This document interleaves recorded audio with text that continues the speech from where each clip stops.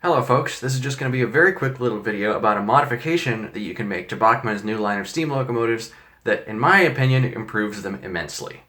This is a Bachmann HO scale Baldwin 460 steam locomotive, and it's a lovely little engine, but the part that I'm right now concerned about is this. This is the little plug that electrically connects the engine to the tender. This is present on both DC and DCC versions of this model. And the problem isn't the plug itself, but the wires, which are extremely thin and prone to breaking off. And actually, the problem isn't even the wires, because those work fine. The problem is the drawbar between the engine and tender, which just goes over this little pin on the tender and slips off every single time you pick the engine up off the tracks. This is very annoying, and it frequently results in the wires being unnecessarily yanked, which has required me to repair these a number of times. So what I'm going to do, and I've actually already done this on a different engine, is pull the pin out and put a screw in its place so that you can have the engine and tender permanently coupled together like they are on most other manufacturers' steam locomotives. And that will eliminate the yanking on the wires. So the first step is to pull out this little plug to disconnect the engine from the tender. And the most important thing about this is do not yank it out by the wires because that will break them. So instead, I'm going to use a flathead screwdriver, just stick it along the edge there and pry very gently. It doesn't take much effort to get it out, or it shouldn't. And it's apart. So we can now set the engine aside. That won't be needed until the final stage of the project. So now we need to pull the pin out, and twisting it does not work. I'm gonna try this, and I have to be super careful doing this around the wires. All right, well, that didn't quite work the way I anticipated. I actually ended up cutting the pin off, but since we now know that that's possible, I'm just gonna go ahead and cut it off at the base level so that we can drill out the hole. I'm just going to file the end of this smooth to make it easier to drill. Once again, being very careful not to mess with the wires. This is a little bit more difficult than the last one I did because this pin just pulled out, and the pin on the previous one had already snapped off in an accident, so I could just drill it out from there. Before I get started drilling, I just want to make sure that we're not squishing any little details on top of the tender, and we're not. Good. Now, I haven't checked what size this screw that I want to use is, but regardless, I'm going to start with the smallest drill bit that I have, which is 1/16 of an inch. And precision is absolutely vital in this process. You want to get it as close to the center of the pin as possible. And don't put too much pressure on it because you don't want it to slip off.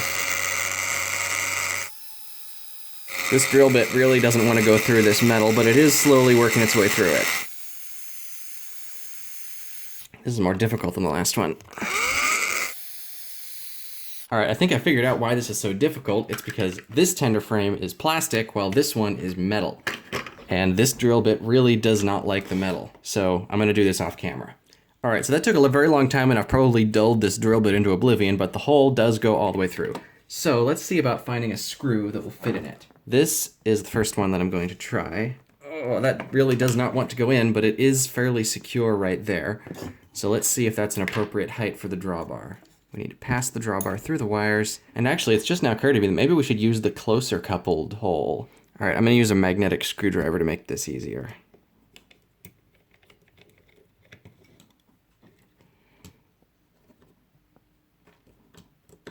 Plug this back in, once again, not pushing or pulling on the wires, just on the edges of the plug. Now, one important thing about this is that the screw needs to be long enough to have a little bit of slack, and as you can see, this has a little bit, but not very much. In particular, it's pretty short, so this might work, but I'm going to look for a longer screw. So even though that went together fine, I'm going to replace it with this longer screw. On the plus side, the hard part is done at this point. The hole is drilled, the threads are tapped, we just need to unscrew this screw and screw a different one in. This is assuming, of course, that the two screws have the same thread size. They're not exactly the same, but they're very close. I think this should be fine. I'm going to go ahead and use the farther away hole in the drawbar because I just realized that using the shorter one will scrunch up the wires too much. I think that should do better. That leaves us plenty of vertical slack. These now don't come apart. The wires cannot get yanked. Let's take this for a test run.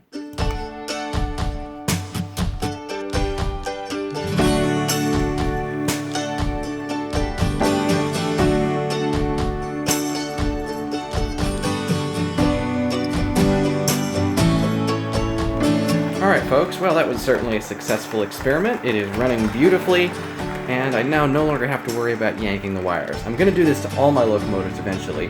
I think the only Bachmann one, well I have two Bachmann ones actually that I haven't done it to yet, so I'll get around to those, but I just wanted to make a little video showing what the process is like We ran into a few snags on this one that I did not run into on the previous one I did, which was this older Spectrum 460. But for now, I'm quite pleased with how this one has turned out.